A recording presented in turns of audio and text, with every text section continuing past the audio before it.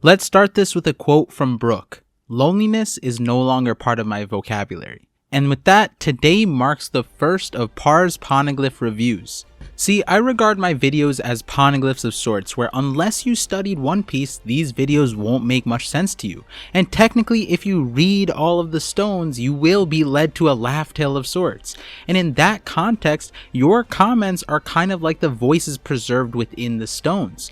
So I want to use my voice of all things to start going through some of the comments from my videos, because a lot of you bring up amazing points and ideas. Sometimes they are points that I have already scripted for a future video, and just symbolize how strong our mind rope can be at times, where some of you can watch a video and start understanding the direction my mind will go in the next phases of the idea. A lot of the comments are full of love, and I appreciate every single one of you. And with anything, some are not. But I do like the critical comments as well, and I tend to respond to them when I do come across them. And throughout the variety of comments, there are some really dope ideas that I'd love to highlight or bring back to the surface because of a recent chapter development or just the conversation the community is having. And reflecting on all of the connections and participation you all have with me and this channel really means a lot. So thank you all for your comments. And so if you're new to my channel, the way I view the world is by making connections. So let me connect you to my vision, the ParVision.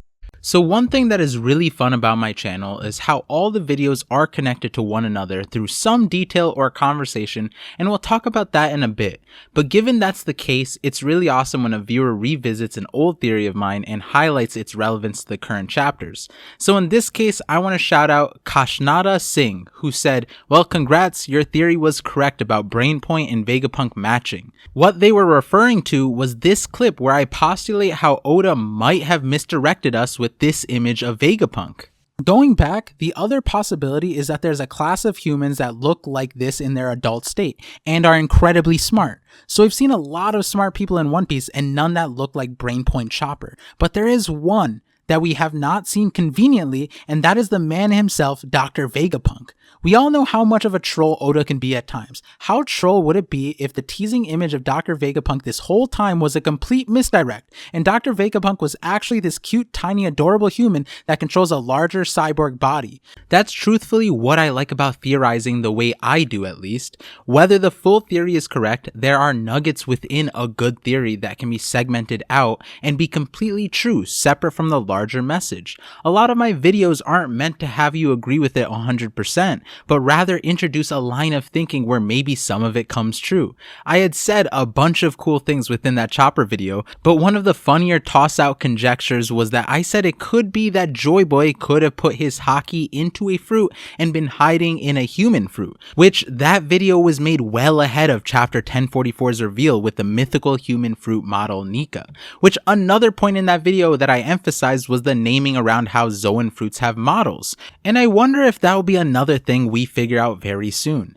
But since we're talking about devil fruits, I want to highlight a comment from Merch Hunter Ricky that was made on my Devil Seed users video. So to clarify for those of you who don't know, previously on my channel, I highlighted a few characters in One Piece that had supernatural powers, but canonically had no devil fruits. I called these people Devil Seed users because I think those characters were the prominent seeds that, if nurtured correctly, or possibly via Haki or some other method, could be blossomed into a devil fruit.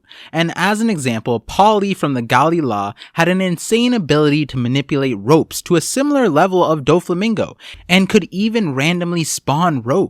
And I talk in detail about this power and the context of how it could relate to the future of One Piece. And in that context, since making that video, I have compiled a bunch of Devil Seed users that we were introduced in post timeskip that further this theory even more. And that video will be coming out very soon. But with that in mind, Merch Hunter Ricky pointed out a character that no one had brought up before and is not in my script yet, and so he commented, "Lulu from Water 7 and that damn hair power. He made it appear in someone else's nose," which I couldn't find the exact instance when this power was used in the manga, but the One Piece wiki noted this multiple times. This power clearly was meant to be a gag power, as it was noted that he would use it as a distraction, but Oda is the type of writer to introduce powers like this for a larger purpose. I mean, even Raizo was introduced with gag-like jutsus, but then ultimately had some insane powers, which yeah, the ceiling of his powers were related to his Scroll Devil Fruit. But that brings us to an interesting group, which will be highlighted in that future Devil Seed user video, and that is the Oniwa Banshu, which if you already forgot who that is, it's the special guard of ninjas that Orochi had under his command, and as an example, Fukurokuju, who has come back in relevance due to his large noggin, but is important for this because his jutsu Nimpo Mimtabu Cracker, or earlobe cracker, which allowed him to control his earlobes like they were whips and arms, which sure can be a jutsu but is also very reminiscent of another ability, which is Semi-Kikan. Kumadori being able to control his hair to a degree that it could restrain people and attack Chopper. This power has been a foundation for a lot of my power theories because I think it is going to be relevant in One Piece's future. The power to control your body as you wish, as long as you take the time to learn it, is such a powerful ability, and we might have seen it in multiple instances. And again, I highlighted in my old video, Devil Fruits are training wheels for peak Haki, but I've also talked about it recently in regards to how Nika achieved his rubbery qualities in the past. And here's another comment by Merch Hunter Ricky on that video saying, I think that Katakuri is proficient in his Haki mastery. I think he knows the 6 powers, referring to Rokushiki used by CP9. But Katakuri being so amazing is using Kamie, Paper Fold, but Life Return would make more sense. But it's Katakuri, so I'm gonna say he is using both in tandem to make that Logia effect. Which this comment is in reference to how I was dissecting Katakuri's fruit and its ability given to him, and how the special paramecia aspect of it, though was a Logia that was essentially retconned, could have been something that was achieved by Semi-Kikan, and while Oda was trying to hide the true source of its capabilities, labeled it as a Logia, but later decided it'd be better to break the 3 Devil Fruit type classes and give its own special class. But Merch Hunter Ricky brings up a great point, that regardless of how you cut this cake, Haki is probably also involved here. Haki being incorporated into Devil Fruits to create new potentials makes a lot of sense, because that is the premise of Haki in the first place. I think that thinking of Haki outside of the 3 classes Oda has given us will be helpful in seeing the future power systems in One Piece. And so before I get to the next topic, I want to finish reading Ricky's comment. He says, honestly bro, you open my mind with each video. Each point you make connects with the last one and it's mind-blowing. And I want to thank you for being a part of the community, Ricky. As you can see, Merch Hunter Ricky has some great input and has been surfing my channel, binging the videos and leaving comments highlighting awesome details or just being a great supporter of my content. So much so, he decided to sponsor this video. If you don't already know, Merch Hunter Ricky is an anime fan and a One Piece addict who collects all manner of merchandise and memorabilia. Using his love of collecting, he has started a channel to get the word out on merch drops, do deep dives on specific characters, and review manga and anime. And if you want to see more content of that nature, go visit his channel and check out some of his videos. The link is in the description box below. You all already know I love supporting new and passionate creators, and it means a lot that you are willing to support me in this way. I think passion is the building block towards a better future. In a lot of ways, I think that this is the thematic being built in One Piece through Haki and willpower. With enough passion regardless of the source, people are able to push through adversity to make the impossible possible. All that really separates the possible from impossible in One Piece is a character's directive. And so let's change the direction real quick. We talked about Devil Fruits, but as Aromal L asks in my recent Moon video, I understand this linking to Devil Fruits, but then what about Haki? And that's the thing. I think as my original video about this topic implies, I think Haki and Devil Fruits are one and the same. Or rather that Haki can lead to a specialized individual who then is capable of passing on their will and memories via Devil Fruits. And to complete that circle, Devil Fruits essentially contain the packaged memories of a previous person that allows the current user to shortcut access the powers created by the original person. Now I said that in a way to imply it does not automatically impart on you the full knowledge of the power, which is signified by the journey each user takes to their awakening, which requires them to understand their power to the uppermost limits. It could even be that the awakenings are more akin to what the original user's powers looked like, which I know there was an understanding that when you eat the devil fruit, you automatically learn the name of the fruit, which was sort of debunked in my opinion by this Reddit post who pointed out a translational difference in the English meaning versus the Japanese meaning in chapter 385, where it says, you learn the name of the fruit when you gain its power, whereas this Reddit user says it's more accurate to say that using the power you've gained, it seems that you'll be able to know the fruit's name. But back to the original point around devil fruits and Haki. On my latest moon video, Adam says, hear me out. What if Gear 5 Luffy stretches someone else's brain out to a huge size, making them have more capacity than Vegapunk? So I saw this idea floating around, and it's interesting because people have connected Nika's power to Long Ring Longland, or even being the reason why Zunisha is big and large and the legs specifically are disproportionate. But to be fair, Zunisha is made with Dale's elephant paintings in mind. But what I wanted to point out here is that Luffy doesn't need to stretch someone's head to have more capacity than Vegapunk. Vegapunk's fruit forces him to remember everything to an infinite level, which can honestly be a gift and a curse. But that's for a conversation for another time. But as I mentioned in the moon video, is that we have proof that an extended head is something that is naturally possible through Fukurokuju, the leader of the Oniwa Banshu.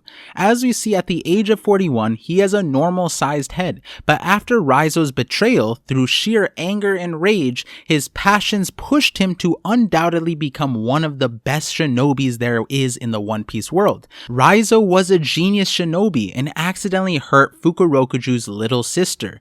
To eventually best Raizo, Fukurokuju became a jutsu master and his cranium grew exponentially, which again was fueled by his passions of rage for Raizo and love for his sister. So through passion, Fukurokuju was able to imitate what Vegapunk achieved via his devil fruit. To reiterate, the separation between Vegapunk's devil fruit manifestation and a normal person is simply willpower. There are a bunch of examples in One Piece that we really have to dissect now when it comes to these giga-headed characters. I mean, one of the main ones is the Space Pirates and their Jolly Roger. Is that forehead related to Vegapunk's devil fruit or a character like Fukurokuju? Something I will add to that moon video is when you think about it, the Space Pirates with this Jolly Roger were excavating on the moon. Maybe they were looking for the brain that was associated with the inspiration for their Jolly Roger.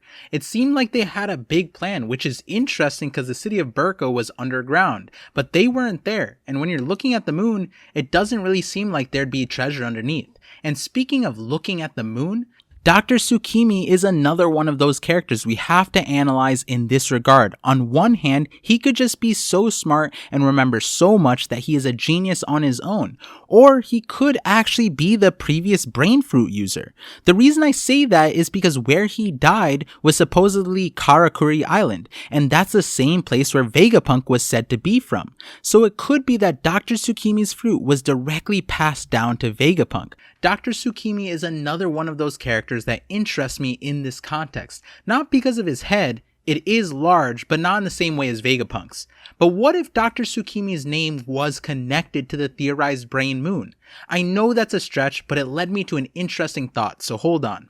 What if Dr. Tsukimi's name, which means Moon Watcher, is what his role was, and he was connected to the moon? Sure, he could have died by choking on a dango, but what if he died because the explosion on the moon shocked his brain and was the actual cause of death for him? This thought led me to the idea that if you destroyed Punk Records, you could maybe shock all of the Vegapunks, or maybe at least the main Vegapunk would die, right? What about the clones? Would they just become disconnected? Would they still be considered Vegapunks, or retain any of Vegapunk's memories if Punk Records was destroyed? Which all of this is probably making your mind race with thoughts, but I'll have to leave it there as these are things that I'll probably elaborate on in future videos or discuss at the minimum on streams. If you enjoyed this video, please let me know. I'm planning on doing a lot more community focused videos like this in the near future, and I care a lot about all of the people who have interacted with me in the past, present, or the future, and I think this comment highlights what I'm getting at. Scarved Misfit said, One Piece is something I think about every day. I've gotten so many friends from this series and I'm super happy we're all experiencing this together. It truly feels like we can connect with each other through stories. Thank you ParVision for making videos. I think the connections we've made through One Piece, or that can be made through these stories, is something I want to amplify and promote. I think with anything I do, the purpose would be to help people feel more comfortable with sharing their ideas and thoughts regardless of the purpose. And hopefully this video helped in that regard, and I'm looking forward to seeing more comments on my channel. And so, like always, thank you for connecting with me, and I'm looking forward to connecting with you all on the next ParVision.